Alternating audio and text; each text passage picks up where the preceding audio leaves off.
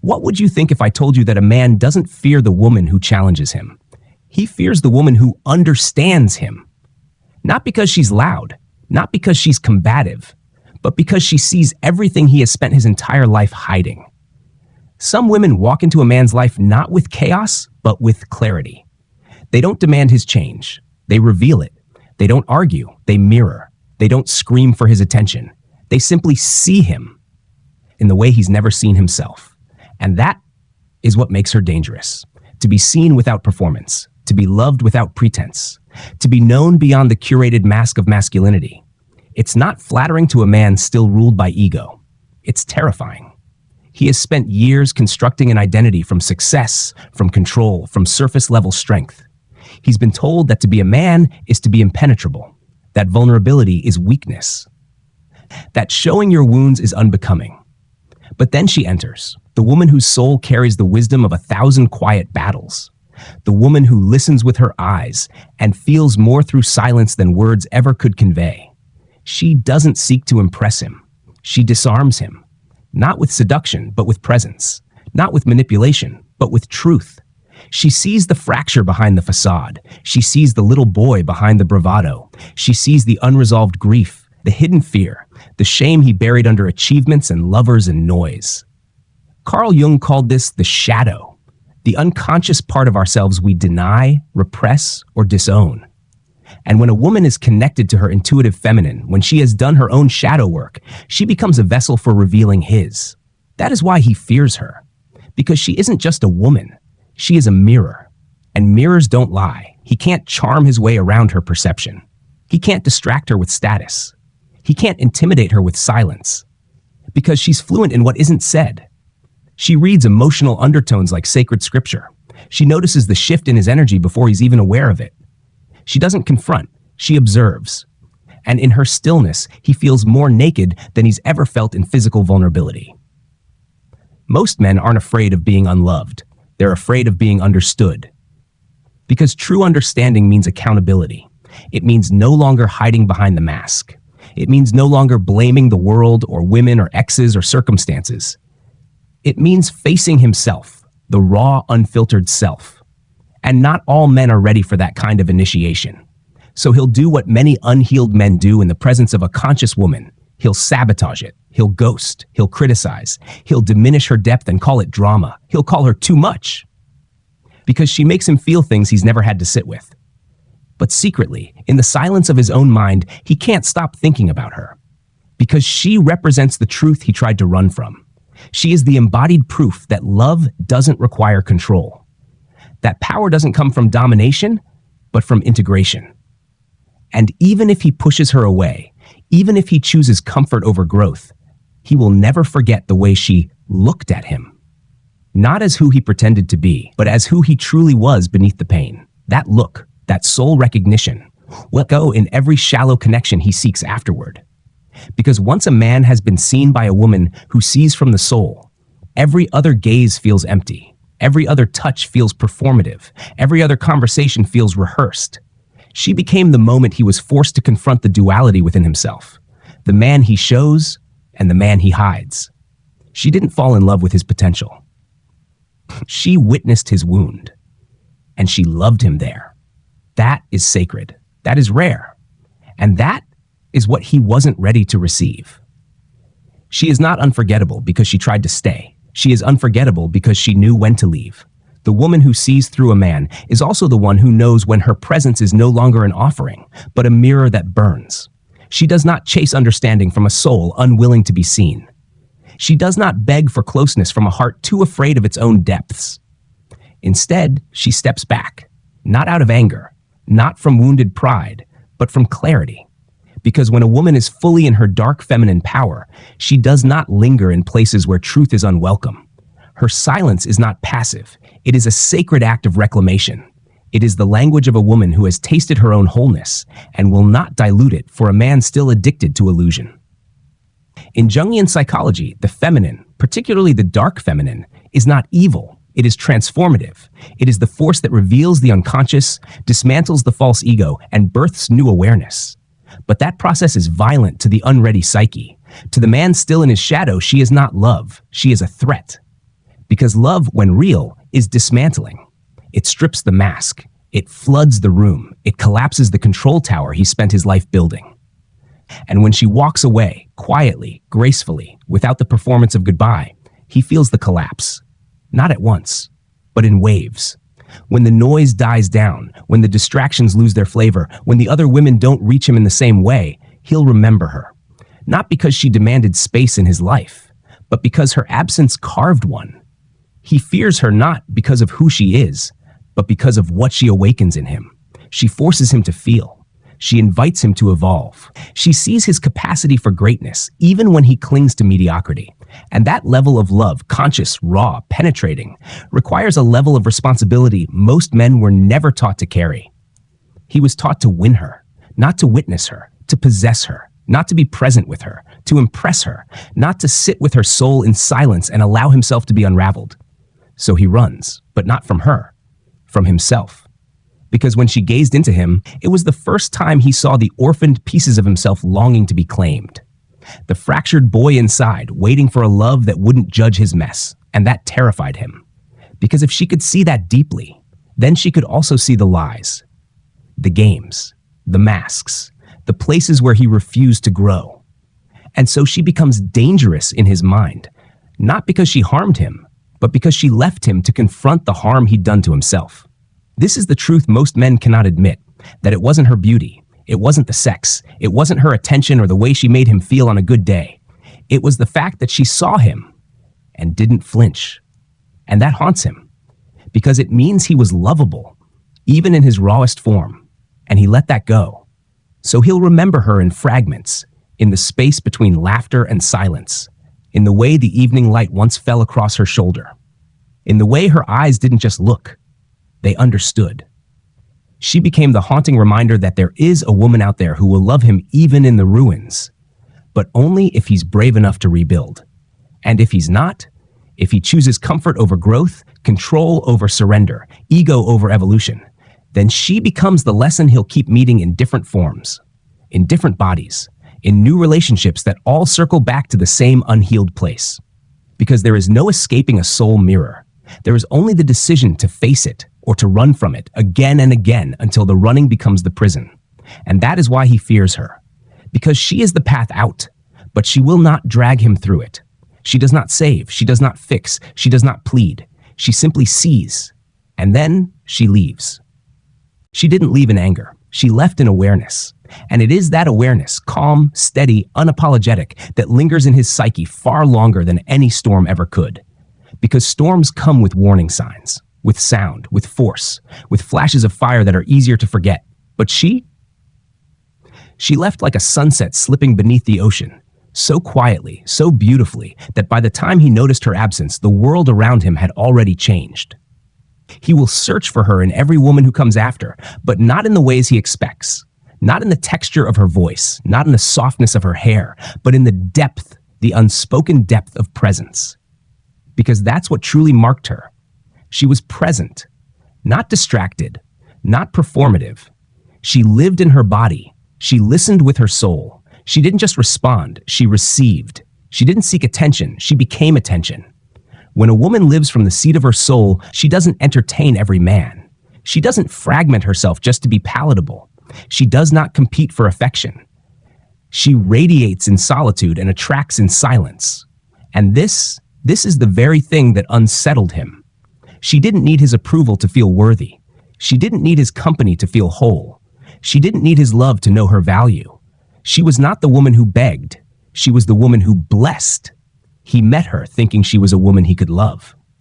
But he soon realized she was a woman he would have to evolve for. And that is where his fear grew roots. You see, when a woman sees through a man, she awakens a sacred dilemma. Will he rise into the man he is meant to be, or retreat into the man he's always been? And most men are terrified of the rise, because the rise requires death, the death of ego, the death of illusion, the death of the armor they've confused for identity. So he'll go back to the familiar, to the woman who doesn't question his numbness, to the woman who applauds his mask and never asks to see behind it, to the woman who thinks his silence is strength instead of suppression. But he will not find peace there, only quiet discontent. Because once a man has stood in the presence of a woman who knows who she is, a woman who walks with the authority of her own healing, a woman who no longer explains her intuition, who no longer tolerates half-love, who no longer mistakes attention for affection, then no surface connection can ever feel like home again. He will compare, not in detail but in energy. He will miss the way she made him feel about himself, not by inflating him but by inviting him into wholeness, inviting him into presence, inviting him into truth. She was not a fantasy. She was a revelation. And revelation, once tasted, cannot be unremembered. So he'll revisit the messages. He'll replay the tone of her voice. He'll wonder if she was real or simply a dream his soul begged the universe to experience, if only to know what could be. But he will not find her in the old places. He will not summon her by accident, because she does not orbit where she's not valued. She does not wait in the wings for half-ready hearts. She rises. She moves forward. She continues her own unfolding. And if, someday, he chooses to rise too, not out of longing, but out of transformation, then maybe, just maybe, their paths will cross again. But by then, he will no longer meet the woman he knew. He will meet the woman she became without him. And that is the final haunting.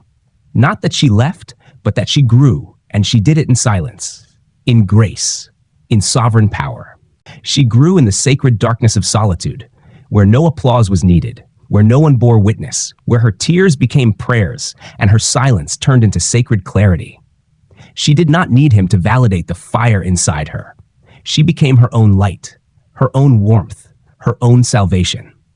This is what terrifies the ego-bound man the most, that she didn't fall apart when he left. She came home to herself. He thought he was the center of her story. But she was writing a myth of her own, one rooted not in romantic fantasy, but in mythic resurrection. You see, a woman like her doesn't just survive the pain of being unseen, she alchemizes it. She gathers every time she was underestimated, every glance that didn't linger, every love that failed to hold her depth, and she builds from it a throne. Not to be worshipped, but to remember her place. Her detachment was not a tactic. It was not coldness. It was not a punishment. It was a return, a realignment, a holy rebellion against every version of herself that used to shrink for a man who feared the vastness of her being. And when a man meets that vastness, when he looks into her soul and sees galaxies he can't map, he is faced with a choice: embrace the awe, or retreat to the safety of smallness. Most retreat. Not because she is too much, but because she requires more than they're willing to become. He tells himself she was too intense, too independent, too emotionally aware, too much of everything he hasn't yet faced in himself. But the truth, the one that keeps him up at night, is that she wasn't too much. She was accurate. She was real. And she demanded the same. You may not realize it now, but when you walk away in silence, when you choose your soul over his comfort, you aren't just leaving a relationship, you're ending a generational cycle. You are becoming the woman your younger self needed. And the woman your future self will thank you for. Because he may never admit it, but he will remember it. The way your detachment wasn't cruel, it was clear. The way your absence echoed louder than any plea. The way your dignity made more impact than any confrontation. And most of all, the way your love never begged. It offered, fully, boldly, and then it withdrew, not to manipulate, but to honor itself. She didn't need to remind him of what he lost. Life would do that for her. Every time he meets a woman who matches his wounds instead of his worth, he'll remember her. Every time he feels seen only for his performance and not for his pain, he'll remember her. Every time he reaches out for connection and finds only echo chambers of his ego, he'll remember her. Because the woman who truly sees you, who mirrors both your shadow and your potential, cannot be replaced. And the woman who learns this truth, who integrates this power, who chooses self-respect over emotional chasing, becomes untouchable in the most grounded, human, beautiful way. She doesn't float above love. She roots beneath it. She loves from her fullness. She lets go with grace, and she walks away with quiet thunder. She walks with the weight of every boundary she had to build from scratch, with every no that once caught in her throat but now rolls off her tongue like a psalm of self-protection. Her silence is not empty. It is full of the words she no longer needs to speak. You may call it mystery, you may call it pride, but what it really is self-possession. And for a man who's used to women bending to be chosen, a woman who stands alone and still glows is terrifying. Because he doesn't just see what she is, he sees what she forces him to confront: his own incompleteness. In the presence of the woman who sees through him, who sees the boy behind the bravado, the pain behind the pride, the confusion beneath the control, he is stripped bare. She doesn't accuse, she simply reflects. And that reflection, that quiet, unflinching mirror, shows him who he really is and what he has refused to become. That is the power of the dark feminine. She does not chase, she magnetizes. She does not perform, she embodies. She does not cling. She chooses, and if necessary, she walks away. Not because she doesn't care, but because she refuses to betray herself again. You see, there's a sacred anger in the woman who's been silenced too long. Not rage, not vengeance, but a steady refusal to participate in her own erasure. She will not shrink for the comfort of his ego. She will not wear softness as a disguise when fire is required. She will not apologize for the clarity that makes him squirm. She has met her shadow, and she did not flinch. That's what makes her different. That's what makes her unforgettable. She's not the kind of woman you fall for easily. She's the kind of woman you crash into, the kind who wakes up the unconscious parts of you you've spent a lifetime burying, the kind who doesn't want your promises. She wants your presence. She wants your truth. But if you can't give her that, if all you can offer is distraction wrapped in affection, if you only love to be mirrored but refuse to look at your wounds, then she will become the lesson. Not out of cruelty, but because she is no longer willing to be the cost of someone else's delay in healing. To the man still in hiding, her gaze is piercing. To the man still avoiding, her silence is deafening.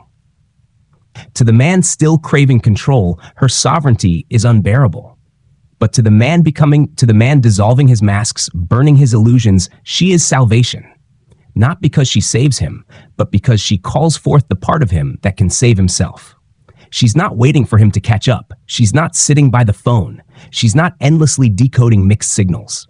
She is becoming. And the beauty of that becoming is that it doesn't need to be seen to be real. It is. The world will tell her she's too much, too deep, too intense, too independent. But what they really mean is too unwilling to settle for half love, too aware of her own worth, too powerful to manipulate. And yes, that's what makes her dangerous. Because she is a woman who no longer fights to be chosen. She chooses. So let the world misname her. Let the man who couldn't meet her confuse her clarity for cruelty. Let them all wonder how someone so silent could echo so loudly. Because she knows now it was never about being remembered by him. It was always about remembering herself. She remembers the days when she shrank, when she made herself small enough to fit into someone else's idea of love, when her silence was not sacred, but suppressed, when she confused attention with affection and longing with love. But no more. The dark feminine doesn't rise from comfort. She is forged in rejection, in abandonment, in betrayal. She learns over time that heartbreak is not her end, it's her beginning. Because every time someone walked away, they handed her back to herself. And so she became fluent in the language of loss, not as tragedy, but as transformation. Now when she walks away, it is with reverence. Reverence for the woman she once abandoned, reverence for the wisdom she once ignored, reverence for the fire that no longer asks for permission to burn. If he comes back, she no longer sees it as fate. She sees it as a test. Has he grown, or is this just the same energy in a new disguise? The woman who has walked through the valley of her own shadow no longer confuses suffering with soulmates. She no longer decorates red flags with romantic excuses. She no longer needs closure because she is the closure. And this is the part that unsettles him. It's not her distance that haunts him. It's the fact that she didn't make a spectacle of her exit. No storm, no shouting match, no desperate texts at 2 a.m. Just the soft click of a door closing that he thought would always be open. That's what lingers. That's what seeps into the cracks of his pride in the quiet hours of night. The realization that she loved him enough to stay, but respected herself too much to settle. He'll search for her in others, in the way they laugh, in the way they look away, in the way they stay too long. But he won't find her, because she was never just a person. She was a mirror. She reflected back his hidden truths. She held up the fragments of his fractured masculinity. She invited him to grow, not for her, but for himself. And if he couldn't rise to meet that invitation, then she became the lesson that echoes long after the touch has faded. You see, the dark feminine does not operate from scarcity. She doesn't chase love. She is love. Raw, radiant, and ruthless in her honesty. She does not manipulate, she illuminates. She does not demand, she demonstrates. She does not compete, she simply is. To meet her is to confront every part of you that is unfinished. To love her is to risk everything false in you falling away. And to lose her is to live with the echo of your own resistance to becoming whole. But understand this, she does not revel in your regret. She does not watch from afar, hoping you suffer. Her energy is too sacred for revenge. She has alchemized the pain into power, the silence into song, the void into vision. She now walks a path of sovereignty. Her joy is no longer dependent on your apology. Her worth is no longer anchored to your validation. And yet, she does not close her heart. She opens it wider. But now it is guarded by discernment, by the knowing that not everyone is meant to walk beside her. Only those who can meet her depth without drowning, who can hold her light without flinching, who can face their own shadow without retreating. Only they are worthy of her softness now, because the woman who masters the dark feminine is not afraid to love again. She just knows she doesn't need to. She knows now that love must be chosen, not begged for, not lured with softness or sacrificed boundaries, but invited through mutual depth, earned through shared truth. She knows that the kind of love she offers cannot be consumed by the unready, only received by the awake. That is why he fears her. Not because she is cruel, but because she is conscious. And in the landscape of modern relationships, consciousness is revolutionary. She sees the games before they're played, the wounds before they're weaponized, the projections before they take form. She knows when he speaks from his ego and when it's his inner child crying for safety behind that polished exterior. She knows because she's walked through that same fire. She didn't just read the books, memorize the mantras, or quote Jung on Instagram. She descended into the abandonment wound, into the shame, into the grief no one saw, into the invisible ache of giving herself away for scraps of affection. And in that descent, she found something most will spend a lifetime avoiding: wholeness without another. She realized that loneliness was never the enemy. Abandoning herself to avoid it, that was the true betrayal. So she turned inward.